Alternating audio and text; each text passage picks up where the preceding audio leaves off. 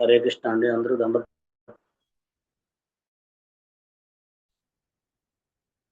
హరే కృష్ణ అండి. పార్టిసిపేషన్. हरे कृष्ण प्रभु जी हरे कृष्ण प्रभु जी हरे कृष्ण प्रभु जी दंडवत प्रणाम। हरे कृष्ण प्रभु जी दंडवत प्रणाम। हरे कृष्ण प्रभु जी दंडवत प्रणामालु। हरे कृष्ण హరే प्रभु కృష్ణ जी అండి. दंडवत प्रणामाలు। हरे कृष्ण प्रभु जी। హరే కృష్ణ అండి. అందరికి దండాలు ప్రణామాలు. అందరికి దండాలు ప్రణామాలు. అందరికి పురుషోత్తమ శుభాకాంక్షలు. హరే కృష్ణ అండి. అందరికి దండాలు ప్రణామాలు. हरे कृष्ण प्रभु जी दंडवत प्रणामाలు। హరే కృష్ణ అండి. దండ ప్రణామాలు. హరే అందరికి కృష్ణ ప్రభుజీ దండత్ ప్రణామాలు. హరే కృష్ణ అండి. అందరికి ప్రణామాలు. ఈరోజు మనము కృష్ణ కథ చర్చించుకున్నాము. శ్రీమద్ భగవద్గీత యథాతథము 3వ అధ్యాయము 18 మరియు 17 మరియు 18 శ్లోకాలు కృష్ణ కథ చర్చించుకున్నామండి. ముందుగా మనము ప్రణామంతో చెప్పుకొని స్టార్ట్ చేద్దాం. దయచేసి అందరూ మ్యూట్ చేసుకోండి.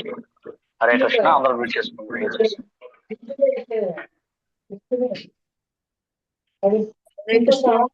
దండవత్ ప్రణామాలు।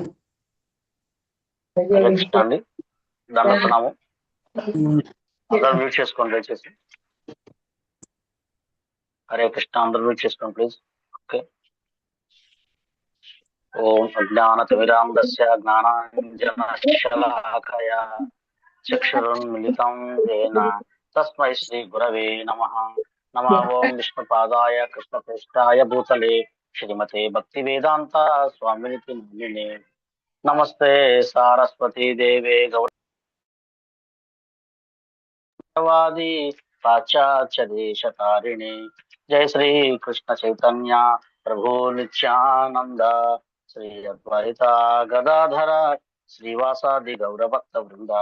హరే కృష్ణ కృష్ణ కృష్ణ హరే హరే, హరే రామ రామ రామ హరే హరే. హరే కృష్ణ అండి. అందరికి స్వాగతం, సుస్వాగతం. ఈరోజు మనము శ్రీమద్ భగవద్గీత 3వ అధ్యాయము 17 మరియు 18 శ్లోకాలు చర్చించుకున్నామండి. ఓకే. 17వ శ్లోకము. ఇప్పుడుదాకా మనకి మా కర్మయోగం గురించి చెప్తున్నారు స్వామి అర్జునుడికి. ఇప్పుడుదాకా ఎలాంటి కర్మ ఎలా చేయాలి, యజ్ఞం ఎలా చేయాలి, ఎలాంటి చేస్తే కర్మ అవుతుంది, ఇవన్నీ కూడా మనకి స్వామి చెప్పుకుంటూ వచ్చారు. ఇప్పుడు 17 నుంచి 29 శ్లోకాల వరకు ఒక అధ్యాయ విభాగం వస్తుంది.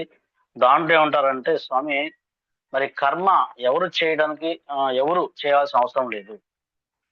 ఒకవేళ నువ్వు సంపూర్ణంగా అన్ని విషయాల్లో పరిణితి చెందించినప్పటికి కూడాను, ఆత్మానుభూతి పొందినప్పటికి కూడాను, అయినా సరే నువ్వు కర్మ చెయ్యి అని చెప్పేసి స్వామి చెప్తున్నారు. అది ఎవరికి వర్తిస్తుంది అని చెప్పేసి మనకి ఈ శ్లోకం ద్వారా తెలుసుకోవచ్చు. చాలా ఈ 17, 18 శ్లోకాలు చాలా కీ పాయింట్ అన్నమాట.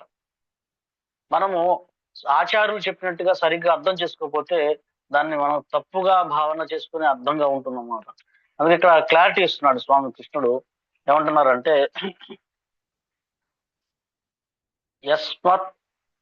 యస్మత్ ఆత్మరతి ఏవ స్యాదాత్మ ఆత్మతృప్తశ్చ మానవః ఆత్మన్యేవ సంతుష్టశ్చ కార్యం న విద్యతే.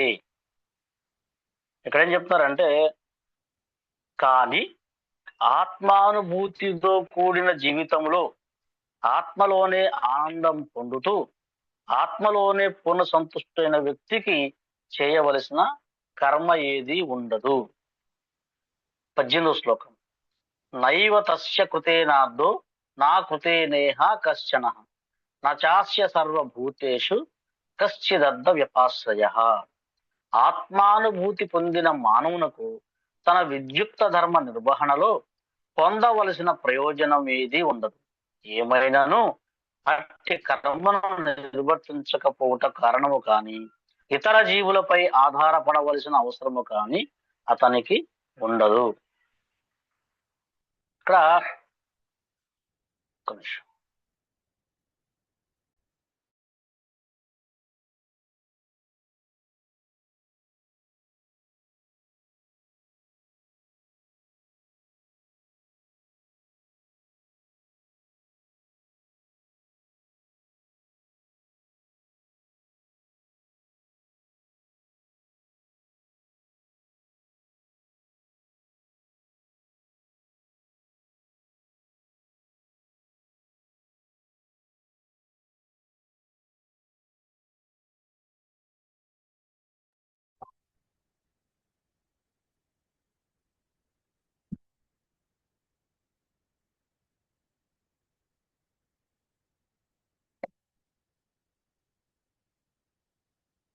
హరే కృష్ణ. ఇక్కడ మనకి ఈ శ్లోకంలో ఒక పదాన్ని 3 పదాలు వాడారండి. 17వ శ్లోకంలో స్వామి ఆత్మరతి, ఆత్మతృప్త, ఆత్మసంతుష్ట అనే ముఖ్యమైన పదాలు 3 మనకి ఇక్కడ వాడారు. అందుకని ఇక్కడ ప్రభుపాదుల వారు ఏం చెప్తారంటే, మనకి ఎవరైతే అంటే సహజంగా 3.8 శ్లోకాల నుంచి 3.16 శ్లోకాల వరకు కృష్ణుడు సాధారణ మనుషుల యొక్క స్థితిని గురించి చెప్పాడు. సమాజంలో బ్రతికే ప్రతి ఒక్కరూ కూడా యజ్ఞ చక్రంలో భాగస్వామి కావాలి. అలాగే మీకు దేవతలు ఇచ్చిన వాటితోటి కృతజ్ఞతగా వాళ్ళకి మీరు యజ్ఞం చేయాలి. ఎవరైతే అలా చేయకుండా జీవితాన్ని కొనసాగిస్తాడో అతను పాపభూయిష్టమైన జీవితాన్ని కొనసాగిస్తాడని చెప్పేసి చెప్పాడన్నమాట. అయితే 17-18 శ్లోకాలలో ఒక కీలకమైన మలుపు అంటే ఎక్స్పెక్టేషన్ ఇస్తున్నాడు అన్నమాట. మరి అందరూ యజ్ఞాలు బాధ్యతలు అన్ని చేయాలి. అయితే ఒక ప్రత్యేకమైన ఒక వ్యక్తికి ఇవేవి వర్తించవు. ఒక ప్రత్యేకమైన వ్యక్తికి ఇవన్నీ వర్తించవు. ఎవరు అంటే ఇక్కడ కృష్ణుడు చెప్పాడు, ఆత్మరతి, ఆత్మతృప్త, ఆత్మసంతుష్ట.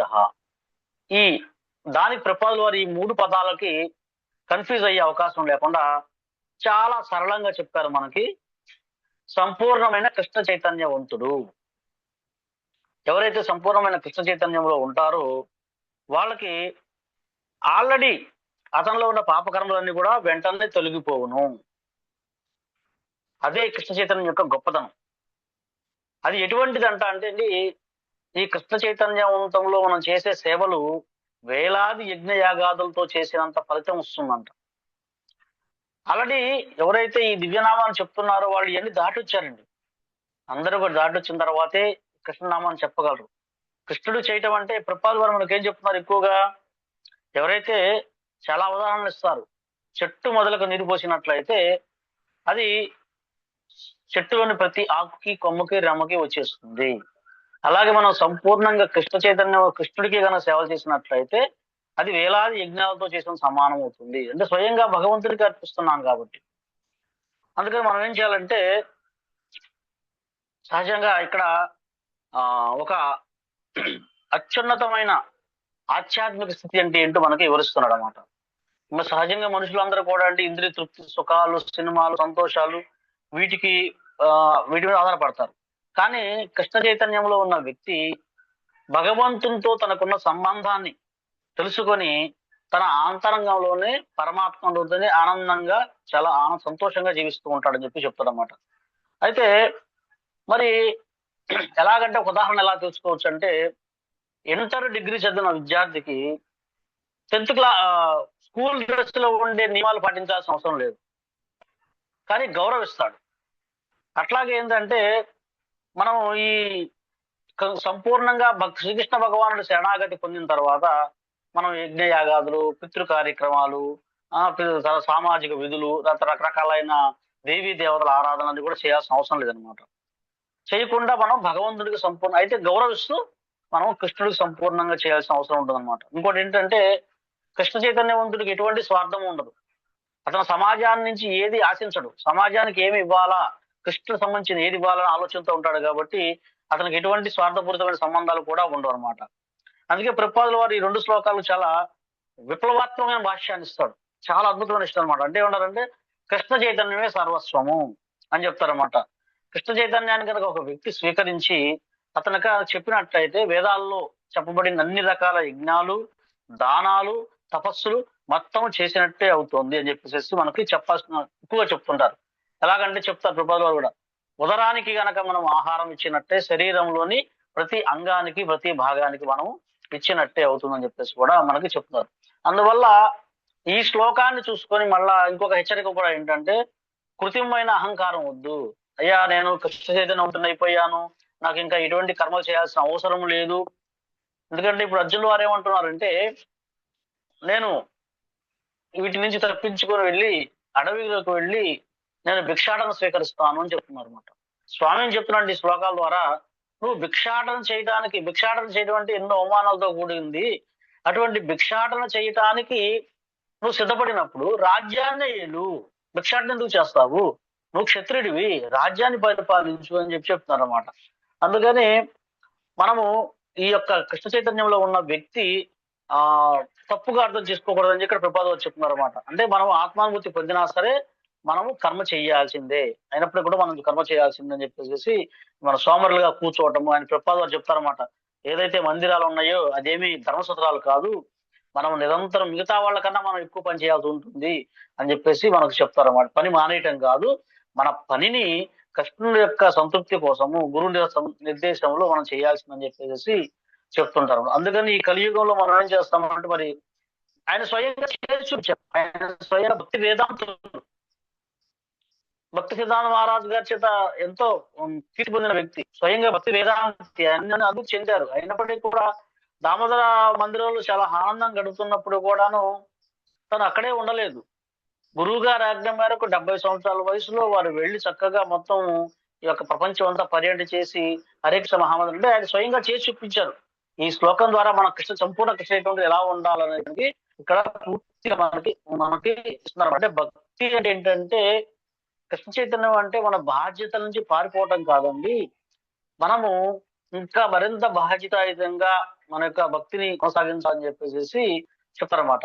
అందువల్ల మనం ఒక అర్థం చేసుకోవాలి, కృష్ణుణ్ణి గనక మనం ప్రేమించినట్లయితే సమస్త సృష్టిని ప్రేమించినట్టే, సమస్త జీవుల్ని ప్రేమించినట్టే, సమస్త చరాచర అన్ని వ్యక్తుల్ని అందరినీ ప్రేమించినట్టే, ఆయన కనుక మనం నైవేద్యం పెట్టినట్టు అందరికి పెట్టినట్టే. అలాగే ఇంకో రహస్యం ఏంటంటే కృష్ణుడు గనక మనం సంతృప్తి పరిస్తే మనకి భాగవత మహత్యంలో చెప్తారన్నమాట, దేవీ దేవతలు వచ్చి ఆ భక్తుడికి సేవ చేయడానికి పడతారు, ఎందుకంటే కృష్ణుని సేవలో ఉన్నారు కాబట్టి. అందుకని మనం అర్థం చేసుకోవాల్సింది ఏంటంటే ఈ కృష్ణ చైతన్యం ద్వారాను సంపూర్ణంగా చక్కగా సేవ మనకి ఈ 2 శ్లోకాలు మనకి తెలియజేస్తుంది అనమాట. ఎట్లా ఉంటుందంటే ఈ కృష్ణ చైతన్యం అనేది దీంట్లో ఎలాగా ఉంటుందంటే ఒక వ్యక్తి ఒక కంపెనీలో జాబ్ చేస్తున్నాడండి. కంపెనీలో జాబ్ చేస్తూ ఉంటే చక్కగా ఆ కంపెనీలో ఉండే యజమాని ప్రతి సంవత్సరం ఒక రోజు ఎప్పుడు ఒక జోక్ వేస్తుంటాడు అనమాట. అంటే ఒక అవుట్డేటెడ్ జోకు కంటిన్యూ వేస్తూనే ఉంటాడు, అవుట్డేటెడ్ జోకు ఎప్పుడు వేస్తూనే ఉంటాడు అనమాట. అది చూసి మిగతా వాళ్ళందరూ కూడా తప్పక బలవంతంగా నవ్వుతున్నారు ఆ శ్లోకం ఆ యొక్క జోక్కి, ఎందుకంటే ఆయన శాలరీ ఇస్తున్నాడు, ఆయన కోపం వస్తుందని చెప్పేసి. ఒకసారి ఏమైందంటే ఒక ఎంప్లాయీ ఆయన వేసిన జోక్కి నవ్వకుండా చాలా గంభీరంగా ఉన్నాడు. పక్కనే ఉన్న వేరే ఆయన అంటున్నాడు, ఏ నవ్వు నవ్వు నవ్వు, ఆయన కోపం వస్తుంది, నవ్వు నవ్వు నవ్వు అని చెప్పేసి పొడుస్తున్నాడు అన్నమాట. అప్పుడు ఆయన అన్నాడు, నాకు నవ్వాల్సిన అవసరం లేదు, నేను ఆల్రెడీ రిజిగ్నేషన్ లెటర్ ఇచ్చేసాను, అందువల్ల ఇప్పుడు ఆయనకి నేను లోబడి ఉండాల్సిన అవసరం లేదు అని చెప్పేసి ఆయన చెప్పాడు. అంటే ఏంటంటే మనం అర్థం చేసుకోవాల్సిందంటే ఈ కృష్ణ చైతన్యం వ్యక్తులు ఎవరైతే ఉన్నారో మనం ఇతర దేవీ దేవతలు సంతృప్తి పరచాల్సిన అవసరం లేదు. మనం స్వయంగా దేవాదేవుడైన కృష్ణుడిని సంతృప్తి పరిచినట్లయితే అందరూ, మనకు ఉదాహరణ చూసుకున్నట్లయితే మనం చూసాం కదా భాగవతంలో ద్రౌపది మహారాణి ఆమె వనవాసంలో ఉన్నప్పుడు ఆమె ఒక్క బియ్యపు గింజ గనక స్వామివారికి సమర్పించినట్టయితే సమస్త సృష్టికి కడుపు నిండిపోయింది, సమస్త సృష్టికి. దాన్ని బట్టి మనం అర్థం చేసుకోవాల్సింది కృష్ణుడిని సంతృప్తి పరిస్తే మొదలు మనం కనుక ఉంటే అంత చెట్టు నిలిపోతున్నట్టు కృష్ణుడిని కనుక మన పాదాలను కనుక ఆయన సేవించినట్లయితే మనము సమస్త సృష్టిని సమస్త అందరిని సంతృప్తి పరిచినట్టే కృష్ణుని సంతృప్తి చాలని చెప్పేసి మనకి శ్లోకం ద్వారా చెప్తూ, అలాగనే మనం సోమరులుగా ఉండడానికి వెళ్ళి మనం ఇంకా మరింత బాధ్యతాయుతంగా ఉండాలని చెప్పేసి ప్రభుపాదుల వారి శ్లోకం ద్వారా మనకి చెప్తున్నారు. అందువల్ల ఇది పురుషోత్తమ మాసం. ఈ పురుషోత్తమ మాసం సందర్భంగా మనం ఇంకా ఎక్కువ ఈ కృష్ణ చైతన్యవంతమైన కార్యక్రమాలు మరింతగా ఎక్కువ చేయాల్సిన అవసరం ఉంటుంది. ఎక్కువగా జపం చేయాలి. కొత్త వచ్చే వాళ్ళని తీసుకువెళ్ళి కనీసం మనం ఇప్పుడు ఏం చేస్తాము, నేతి దీపంతో వెలిగిస్తుంటాము. ఆ నేతి దీపంతో మనం వాళ్ళని తీసుకెళ్లి వాళ్ళ చేత వెలిగించినట్లయితే ఇదేమంటారంటే దీంట్లో చేసే ఈ మాసంలో చేసే ఫలం ఇంకా ఎక్కువగా ఉంటుందని చెప్పేసి మనకి స్వామి చెప్తున్నారు. ఇదంతా కూడా ఈ నెలలో చేసే అన్ని కూడా భౌతికమైన కార్యక్రమాలు కాదు, ఆధ్యాత్మిక కార్యక్రమాలుగా భగవంతుడు స్వీకరిస్తాడని చెప్పేసి మనకి శాస్త్రం చెప్తుంది. అందువల్ల దయచేసి మనము ఈ పురుషోత్తమ మాసం సందర్భంగా మరింతగా మనం సేవ చేయాలి. అలాగే మన కొత్త భక్తుల్ని కూడా పరిచయం చేయడానికి మంచి సదవకాశం మనకి ఈ పురుషోత్తమ మాసం కూడా. హరే కృష్ణ అండి, ధన్యవాదాలు. ఏదైనా డౌట్స్ ఉంటే మనం చూసుకొని 2 నిమిషాల తర్వాత మనం వెరిఫికేషన్ చేద్దాం.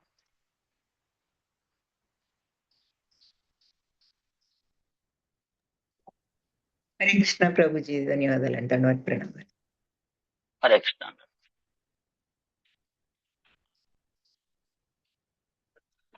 ఓకే అండి, నేను సెషన్ రికార్డింగ్ స్టాప్ చేస్తున్నాను. మళ్ళీ మనం మాట్లాడదాం. ఒక్క నిమిషం.